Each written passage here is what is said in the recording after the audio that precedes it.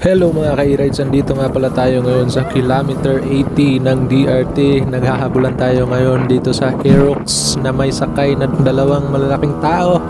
Kaya nahihirapan yung Aerox kahit piga. Kanina pa kami naghahabulan dito mga ka-e-rides, pero di ko talaga sila mahabol kasi syempre motor yan e-bike lang to sa atin. Above 80 na rin yung takbuhan nila, mga 80 or 90. Ito sa atin yung sagad nito 90 lang Eternity later. Ano kaya nangyari sa motor nila mga ka-e-rides? Ba't bumagal na yung takbo? Tingnan nyo naman yan. Ang bagal na ng takbo namin. Siguro nag-overheat tong motor nila kaya mabagal na. Kasi kung kanina pa lang yan, nag-overtake na yan Ngayon mabagal na, siguro may nasira sa motor nila mga ka-e-rides. Para tuloy kaming nakikilibing.